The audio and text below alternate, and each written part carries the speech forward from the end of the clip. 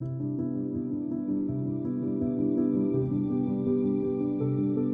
everyone, this is Dan Stifter, Aitkin Public Schools Superintendent. On the November 3rd ballot, Aitkin Public Schools is proposing a Capital Project Levy.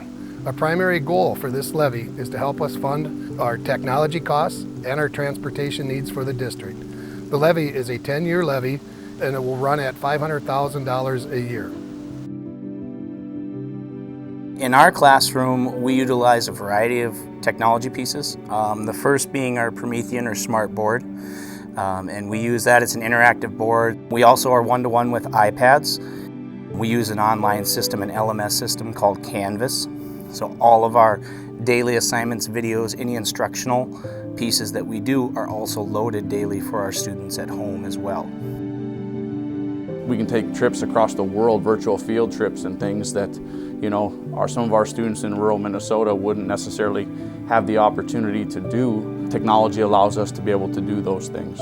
Some of the online platforms and resources that teachers use for instructional practices, we use it for interventions to help kids who might be struggling in an area. We have, 5-year-olds that are coding. Coding was a thing that wasn't necessarily even around until I got to college. Right now we are trying to code a Sphero. So first thing we have it doing is we have it change different colors. And then after that we have it programmed to go all the way around the box.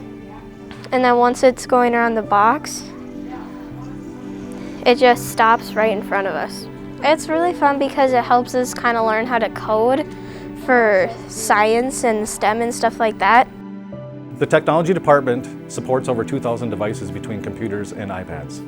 We have never depended more on our wireless network than we have now. We have got more devices on our network than were ever intended. We've got many wireless improvements that need to be made in classroom areas where we have poor coverage. There's quite a bit of technology that goes into place to support the technology that's in the hands of the teachers and the students in the classroom. Some of that technology includes network switches, wireless access points, wiring itself, software, servers. These are very important and critical infrastructure pieces that are very high dollar items that a lot of people don't realize are required for our day-to-day use of the technology in the school. You are not just buying computers for kids, you are investing in their future. You are giving them opportunity to deal with Photoshop and laser cutters and vinyl cutters and things like that, to where they might be thinking to themselves, man, this is pretty cool. I might want to do this as a career.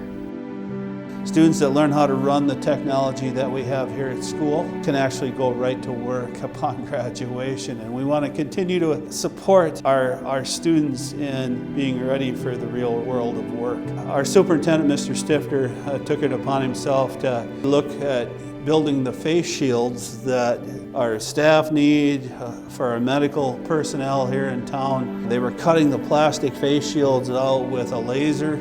They were building the frames and stuff with our 3D printers. Those are all things that kids will learn how to run with the technology that we have.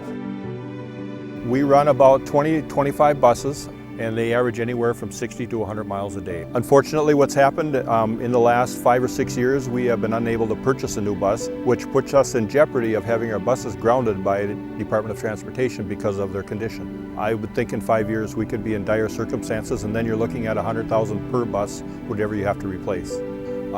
The other one thing on the buses is something that's called an auxiliary heater system, which were not put in when we purchased the buses, and we have 5 of them that need it, because what happens in the winter when it's 10 or 15 below zero, you either have to run the defrosters or the heaters for the kids. You can't run them both because there's not enough power there. It's not a good feeling for a driver. It's kind of scary on the road, actually.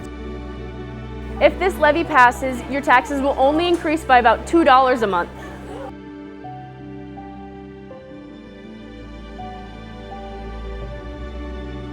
It is our goal to provide the best education for our students at Aitkin Public Schools. And remember, we are ISD1, and please vote on or before November 3rd. Thank you.